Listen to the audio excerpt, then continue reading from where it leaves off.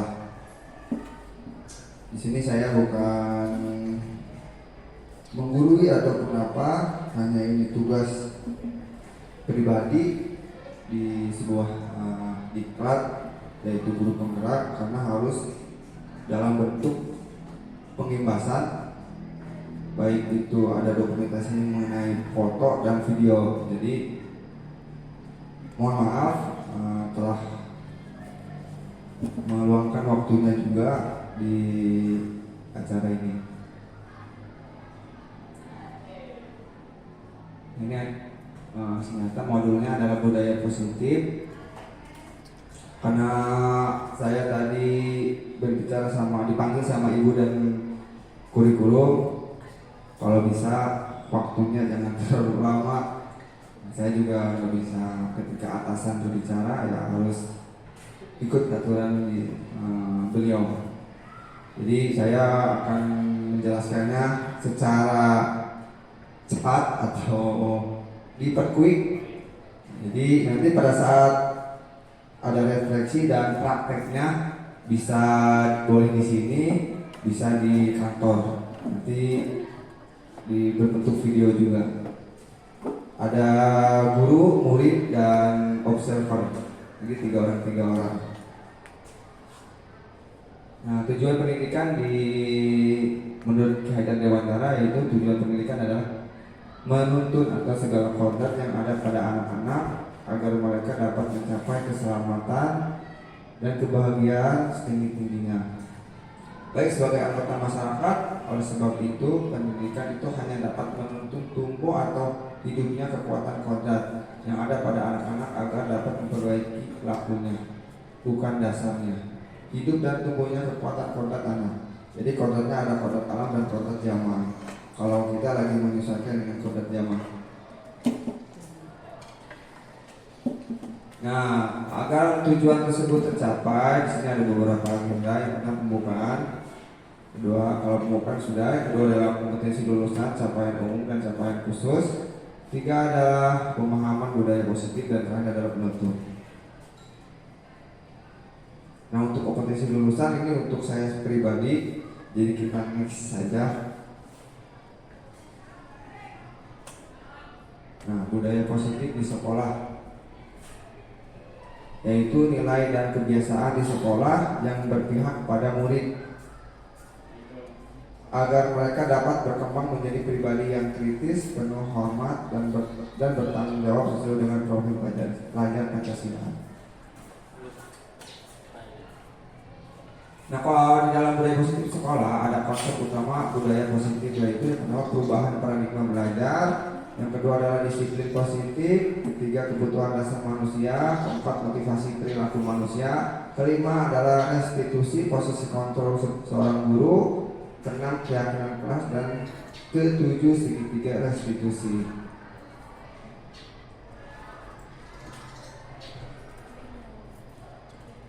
Ini perubahan paradigma belajar. Yang ada dua. Yang pertama adalah dalam membangun budaya positif, sekolah dapat menyediakan lingkungan yang positif, aman, dan nyaman agar siswa mampu berpikir, bertindak, dan menciptakan dengan merdeka, mandiri, dan bertanggung jawab.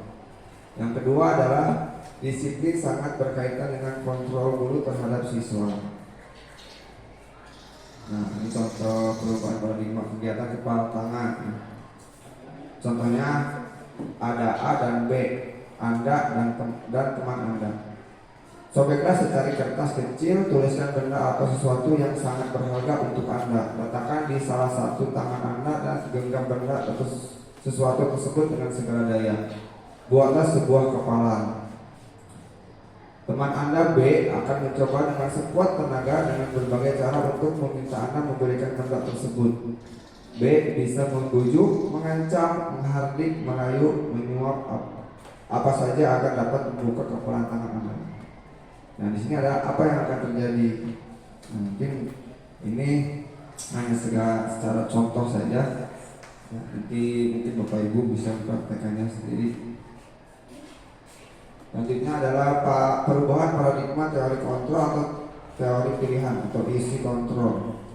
Di sini ada 4. Yang pertama adalah ilusi guru mengontrol murid. Kedua adalah ilusi bahwa kritik dan membuat orang merasa bersalah dapat menguatkan karakter. Ketiga adalah ilusi bahwa semua penguatan positif, efektif, dan bermanfaat. Yang terakhir adalah ilusi bahwa orang dewasa memiliki hak untuk memaksa. Selanjutnya, perubahan paradigma, stimulus, respon, dan teori kontrol atau teori pilihan. Siapa sesungguhnya yang memiliki kontrol? Sini ada dua, yaitu stimulus respon dan teori kontrol atau pilihan. Contohnya, kita mencoba, yang pertama aja, kita mencoba mengubah orang agar berpandangan sama dengan kita. Teori kontrolnya adalah kita berusaha memahami pandangan orang lain tentang dunia. Yang kedua, perilaku buruk dilihat sebagai suatu kesalahan. Nah, teori kontrolnya adalah semua perilaku memiliki tujuan. Tiga adalah stimulus responnya. Orang lain bisa mengontrol saya. Dan teori kontrolnya adalah hanya Anda yang bisa mengontrol diri Anda. Stimulus respon yang keempat, saya bisa mengontrol orang lain. Dan teori kontrolnya adalah Anda tidak bisa mengontrol orang lain. Selanjutnya, pemaksaan ada pada saat bujukan gagal, atau teori kontrolnya adalah kolaborasi dan konsensus menciptakan pilihan-pilihan baru. Terakhir, model berpikir menang atau kalah. Dan teori kontrolnya adalah model berpikir menang. Selanjutnya adalah ini struktur dalam disiplin positif. Teori kontrol atau teori pilihan menurut William Glasser. Di sini ada beberapa yang diantaranya Anda tidak bisa mengontrol orang lain, hanya Anda yang bisa mengontrol diri Anda sendiri. Kedua adalah semua perilaku memiliki tujuan.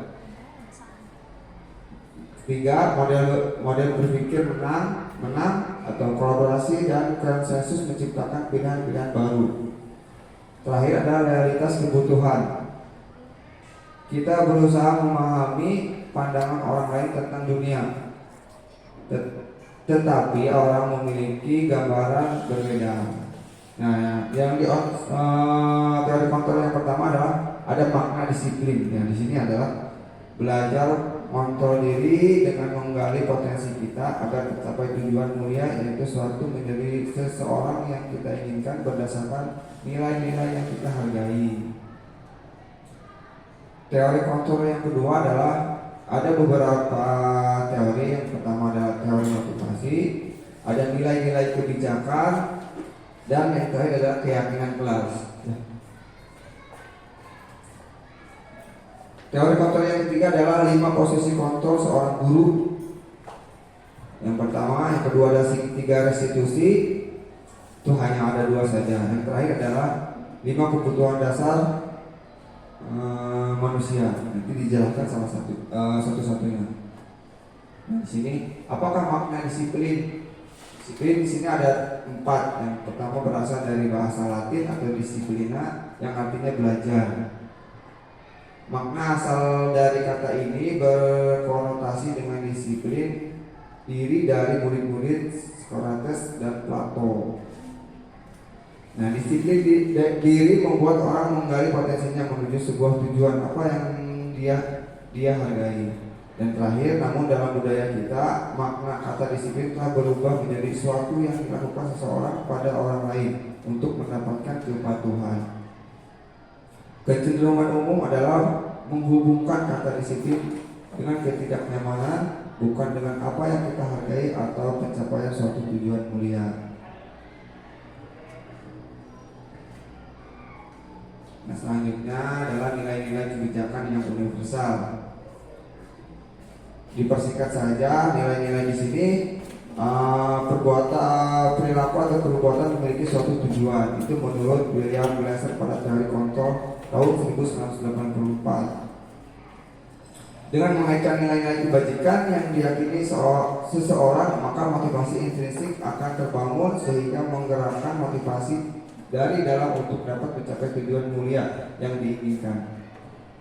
Nah, nilai-nilai kebajikannya yaitu sesuai dengan profil pelajar Pancasila, yaitu beriman, bertakwa kepada Tuhan Yang Maha Esa, mandiri, benaran kritis, berkebinekaan global, bergotong royong, dan kreatif.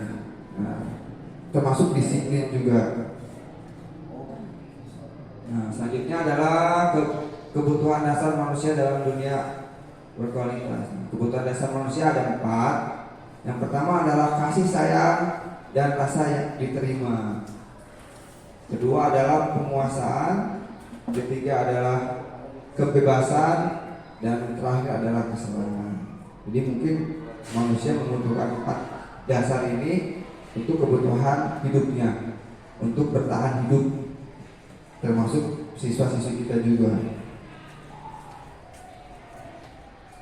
Nah, selanjutnya teori motivasi hukuman dan penghargaan restitusi. Di teori ini, di teori motivasi perilaku manusia ada 3. Ada motivasi eksternal, dan motivasi internal. Nah, ini yang pertama untuk menghindari ketidaknyamanan atau hukuman. Apa yang akan terjadi apabila saya tidak melakukannya? Yang kedua adalah untuk mendapatkan imbalan dari orang lain. Kadang kita kalau misalkan atau siswa kalau menginginkan nilai, kita harus memberikan imbalan kepada mereka. Dan yang ketiga adalah untuk menghargai diri sendiri. Nah, menurut Ki Hajar Dewantara, merdeka adalah tidak hanya terlepas dari perintah, akan tetapi juga cakap buat memerintah diri sendiri. Nah, itu untuk kata-kata Ki Hajar Dewantara mengenai merdeka. Nah, kita terkadang kepada siswa suka ada dihukum oleh penghargaan atau menghukum dengan penghargaan. Contohnya bahwa penghargaan berlaku sama dengan hukuman. Nah, kadang kalau kita menyuruh siswa ingin mendapatkan nilai dengan penghargaan, yaitu terutama nilai, nah itu termasuk hukuman terhadap siswa tersebut. Yang mungkin kita belum menyadarinya aja. Nah, dalam arti meminta atau membujuk seseorang melakukan sesuatu untuk memenuhi suatu tujuan tertentu dari orang yang meminta atau membujuk. Dorongannya eksternal dan akan ada faktor ketergantungan. Beberapa dampak dari pemberian penghargaan. Ketika siswa menginginkan nilai atau ketika siswa maju ke depan, nah di situ akan ketergantungan bahwa saya ingin mendapatkan sesuatu dari seorang guru, baik itu nilai, kalau misalkan ada penghargaan sebuah makanan ataupun yang lain. Dihukum oleh penghargaan ada 3. Penghargaan menurunkan kualitas. Kedua adalah penghargaan mematikan kreativitas. Dan terakhir penghargaan mengurangi motivasi intrinsik. Nah, di sini ada hukuman dan konsekuensi. Mungkin Bapak Ibu tahu ya, antara bisa membedakan hukuman dan konsekuensi. Kalau hukuman secara langsung ya. Tapi kalau konsekuensi menurut pandangan saya ketika adanya peraturan antara murid dan siswa. Nah, ini misalkan, cuma ada pertanyaan sedikit aja. Menurut pandangan Bapak Ibu, mencatat 100 kali di dalam buku kalimat saya tidak akan terlambat lagi karena terlambat ke sekolah. Itu hukuman atau konsekuensi? Konsekuensi.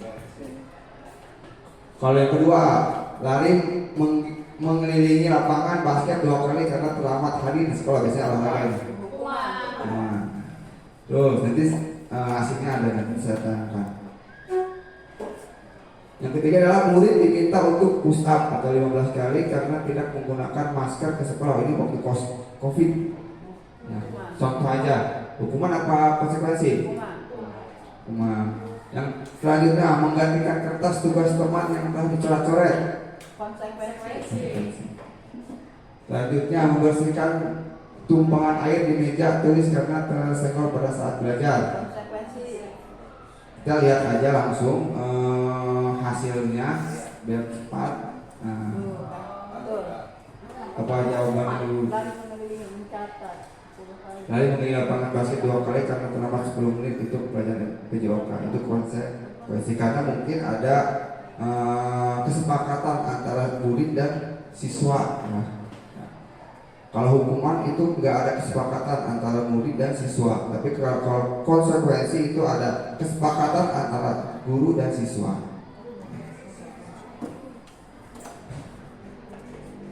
Nah, ini perbedaan hukuman dan konsekuensi. Suatu yang menyakitkan harus terjadi, itu hukuman biasanya. Suatu harus terjadi.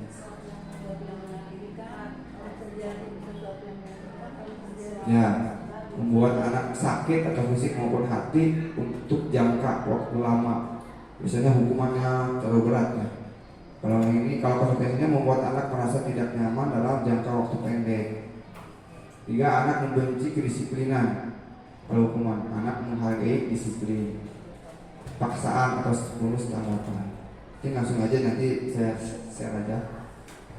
Nah, selanjutnya mengenai restitusi. Apa restitusi?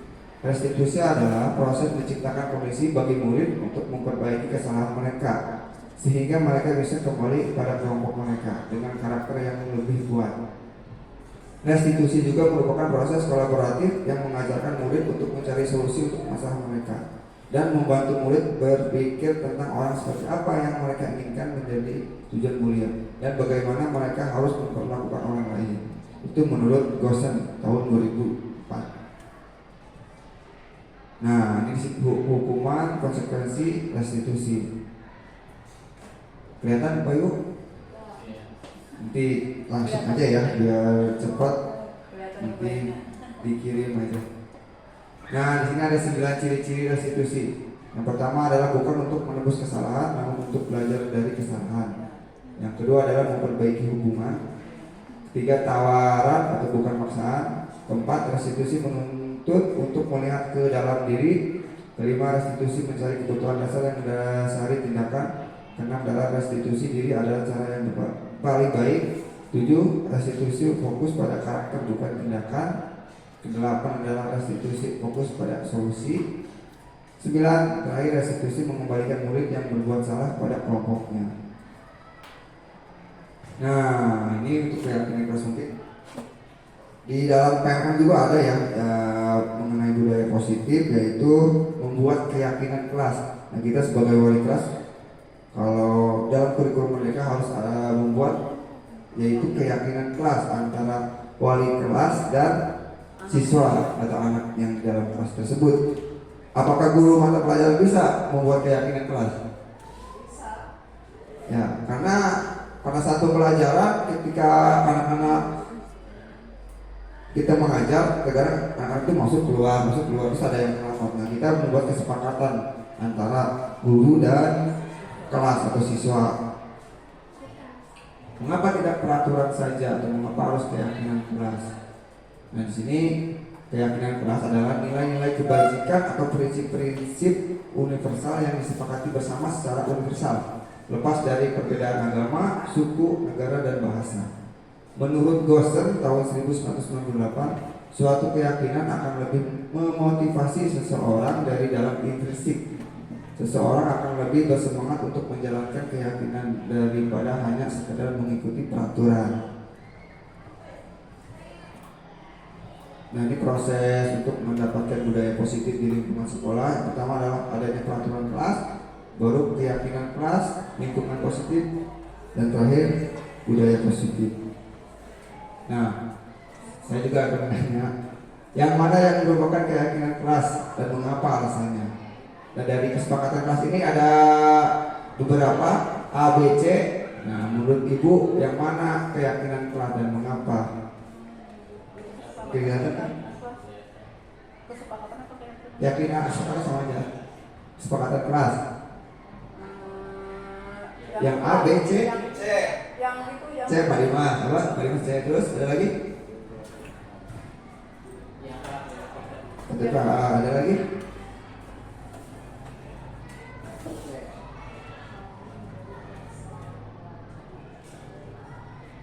Apa aja? Yang kesepakatan, yang Nah. keyakinan itu yang gambar sebelah sana. Ya, keyakinan kesepakatan Ya, ini. ini sepertinya tidak kesepakatan kelas. Bukan kesepakatan kami guru yang saling menjalankan. Kami murid yang Kesepakatannya kami guru dan murid yang saling menyayangi, atau B, kami murid yang semangat belajar, atau C, kami murid yang peduli dengan teman-teman. Ayo. Kesepakatan kelas itu adalah keinginan murid untuk menciptakan kondisi positif yang mereka yang konsekuensinya harus mereka lakukan. Nah, ketika tidak dilakukan, ya mereka harus siap dengan sanksi yang sesuai dengan itu. Jadi menurut Bu aja apa? A, B, C. Kami guru dan murid yang saling menyayangi. Kami guru yang semangat belajar. Jawabannya adalah A. Kenapa? Karena ada guru dan murid menyepakati bahwa yang saling menyayangi. Intinya kan ketika keyakinan itu antara guru dan murid. Kalau pandangannya ya, berkesepakatan kelasnya. Itu gambaran saja. Kita next aja ini. Nah, sekarang ini peraturan, ini keyakinan kelas. Kalau keyakinan kelas itu jangan terlalu menjawab, ya. Misalkan bergotong royong ataupun tepat waktu gitu, ya. Peraturan ini peraturan yang pertama selalu mengembalikan buku ke tempatnya. Jadi keyakinan kelasnya menurut Bapak Ibu apa?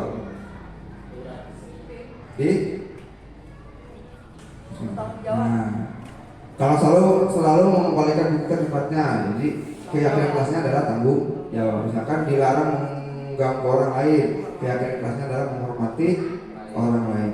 Hadir di sekolah misalkan 15 menit sebelum pelajaran dimulai, kan menghormati orang lain dan berkomitmen. Nah, ini contoh saja.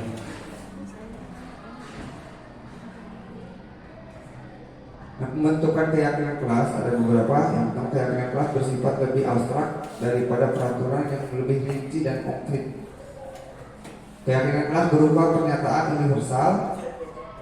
Pernyataan keyakinan kelas dibuat dalam bentuk positif.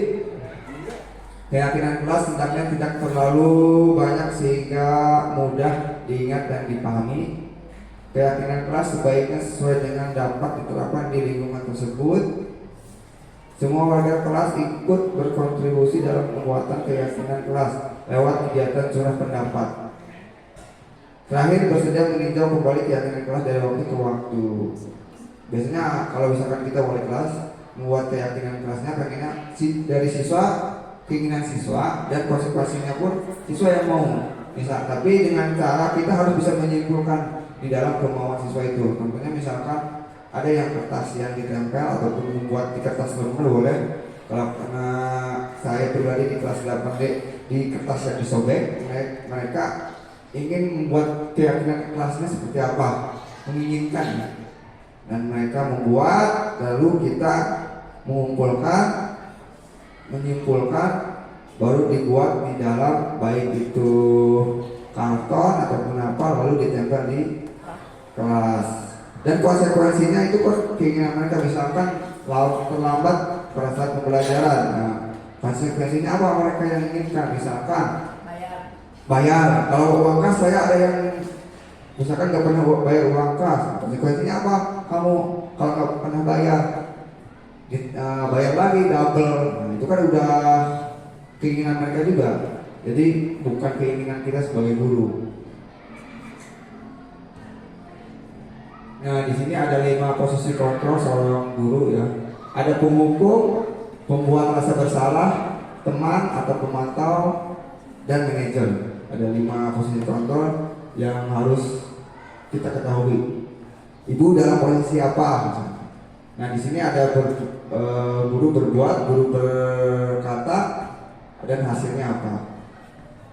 Ya kan, kalau guru sebagai pemukul, menghardik atau menunjuk-unjuk, menyakiti atau menyindir. Guru berkata, kalau kamu tidak melakukannya, awas ya, rasakan. Nah, itu biasanya kata-kata seorang penghukum. Ya, guru sebagai penghukum. Membuat rasa bersalah, guru berkata, kamu seharusnya, kamu sudah tahu ibu lelah sekali mengatakannya, ibu stres. Nah, biasanya udah itu kata-kata pembuat rasa bersalah terhadap siswa.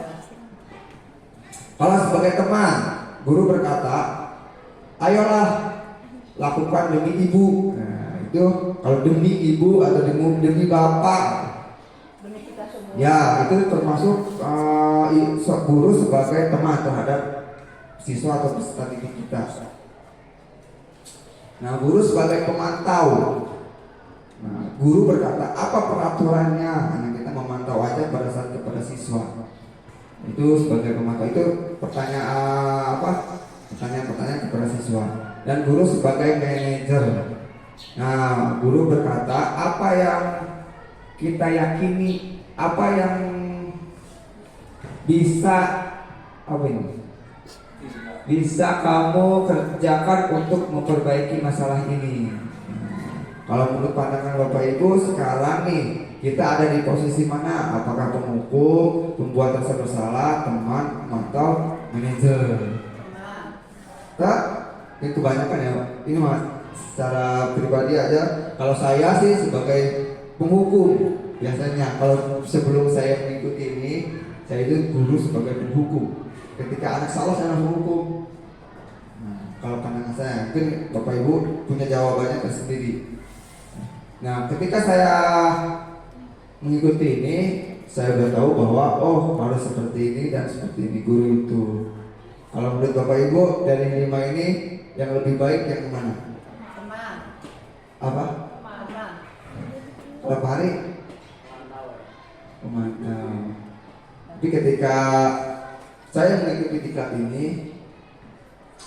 posisi guru itu harus sebagai manajer. Wow.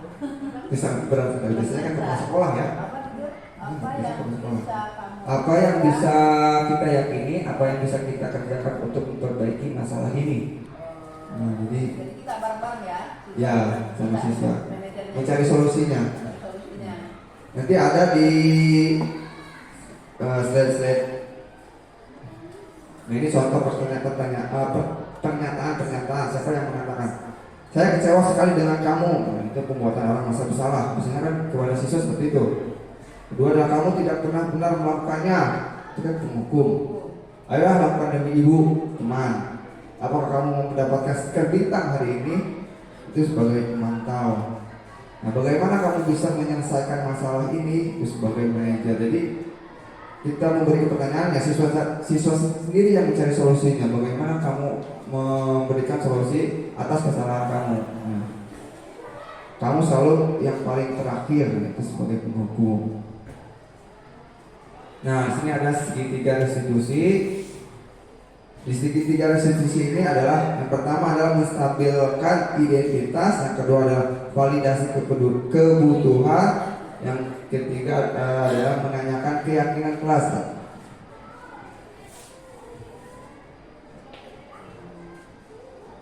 Nah, kalau misalkan tadi yang pertama kan menstabilkan identitas. Ketika ada masalah di kelas kita ataupun dengan murid kita, usahakan kita menggunakan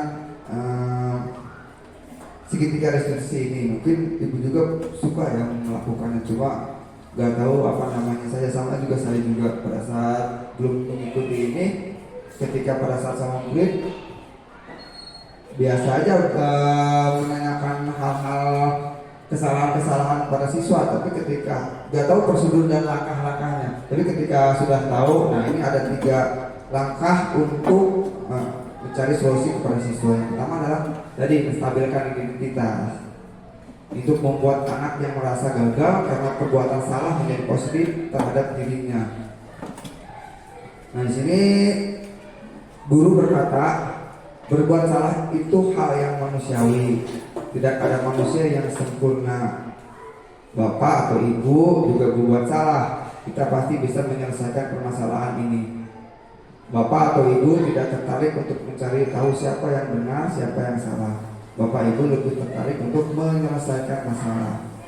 Kalau kamu menyalahkan dirimu sendiri terus-menerus, apakah kamu bersikap baik pada dirimu sendiri? Itu dengan cara menstabilkan identitas, ya. Menanyakan kesalahan dia atau siswa atau peserta didik kepada siswa. Yang kedua adalah validasi kebutuhan. atau membuat murid mengenali basic menit kebutuhan dasar yang ingin dipenuhi ketika melakukan kesalahan itu. Pada dasarnya, setiap tindakan manusia tujuannya adalah memenuhi kebutuhan dasar. Apakah itu penguasaan, kebebasan, kasih sayang, dan rasa diterima, kesenangan, atau bertahan hidup. Ini validasi kebutuhan atau validasi tindakan yang salah, memvalidasi tindakan yang salah kepada siswa. Guru berkata, kamu bisa saja akan melakukan hal yang lebih buruk, tetapi kamu tidak melakukannya, kan? Pertanyaan selanjutnya, kamu pasti punya alasan mengapa melakukannya. Pertanyaan selanjutnya, apa yang penting bagi kamu? Selanjutnya, kamu boleh tetap berusaha menjaga sikap itu, tetapi tambahkan sikap yang lain, yang baru. Maukah kamu belajar cara lain untuk mendapatkan yang kamu butuhkan tanpa harus memukul? Apakah kamu bisa melakukan dengan lebih baik besok lagi? Intinya kita guru memvalidasi tindakan siswa yang salah, menanyakan pertanyaan yang sesuai seperti ini. Yang terakhir adalah menanyakan keyakinan. Sesuai dengan yang tadi dijelaskan, apakah kita sudah membuat keyakinan kelas kepada siswa kita, baik di kelas ataupun pada saat pembelajaran. Nah, anak melihat kesalahannya dihubungkan dengan norma sosial dan nilai-nilai yang mendasari manusia, berinteraksi dengan orang lain. Di sini guru berkata, apa nilai yang kita percaya di kelas atau sekolah kita? Nilai-nilai universal apa yang telah kita sepakati? Kelas yang ideal itu seperti apa sih? Kamu ingin jadi anak seperti apa? Apa yang kamu rasakan ketika kamu melakukan itu? Dan kamu menjadi orang yang seperti apa? Nah, ini pertanyaan-pertanyaan guru kepada siswa menanyakan keyakinan apakah sudah dibuat atau belum kepada siswa. Misalkan di kelas kita ada yang mempunyai tindakan negatif, mungkin kita menanyakan hal seperti itu. Nah, kalau ini refleksi nanti saya aja. Di sini saya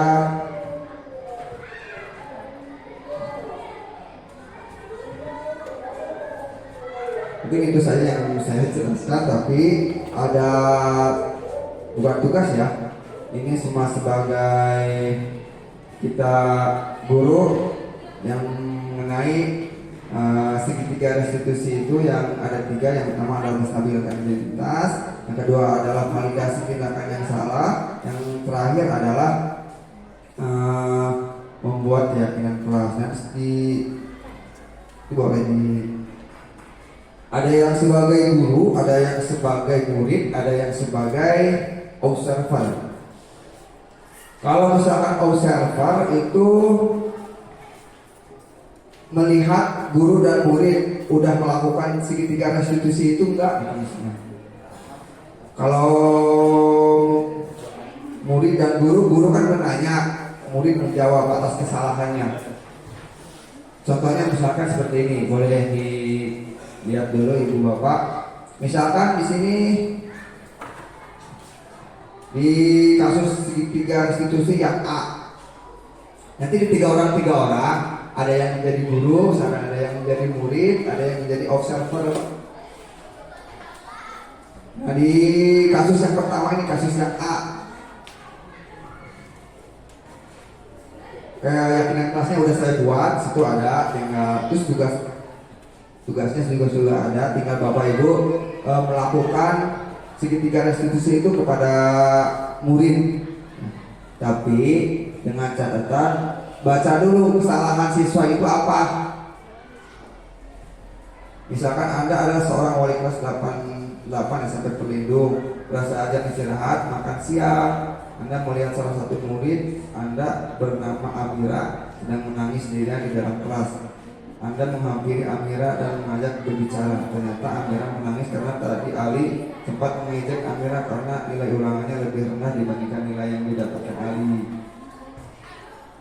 Anda sebagai guru merasa bahwa ada keyakinan kelas yang tidak diikuti oleh Ali, dan akhirnya sepulang sekolah Anda mengajak Ali untuk berbicara. Nah, keyakinan kelasnya sudah ada ya.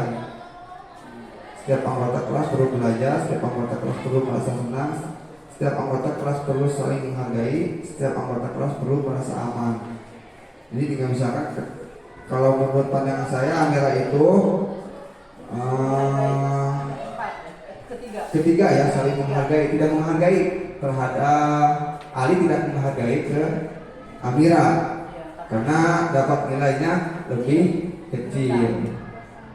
Nah caranya gini Bapak Ibu nanti misalkan membuat 3 kelompok, misalkan contoh Pak Hari, Pak Nurul, Pak Dimas. Misalkan Pak Dimas sebagai observer, Pak Nurul sebagai siswa misalkan, Pak Hari sebagai guru. Nah tugasnya nanti kayak mau ngobrol gitu, tapi menanyakan. Nah di dalam segitiga restitusi ini harus ada menstabilkan identitas, validasi tindakan yang salah, menanyakan keyakinan udah dibuat atau belum. Kalau di sini kan sebenarnya harus kosong, tapi saya lebih cepat, keyakinan kelasnya udah terbuat. Contohnya ada di kertas halaman yang kedua, bisa dilihat. Misalkan ini adalah tahapan-tahapannya. Misalkan menstabilkan identitas, validasi tindakan yang salah, dan menyampaikan keyakinan. Contoh misalkan, saya guru nanya kepada Ali atau berbuat salah itu tidak pertama panggil dulu, menanyakan kesalahan. Tanya dulu, kamu udah berbuat apa, dan biasa seperti kita ibaratnya guru BK ya, menanyakan kesalahan-kesalahan, kenapa dipanggil, kenapa melakukan kesalahan tersebut. Nah ini contoh variasi kalimat atau pertanyaan kepada siswa. Jadi tidak harus terlalu terpaku sama yang ya, ya. Enggak. Bisa ada awalan dulu kemudian ya. Ini contoh misalkan ya, Pak Hari nanti setelah proses pembelajaran di kelas, kamu ikut saya ya ke ruangan saya, kita kali jadi murid ya.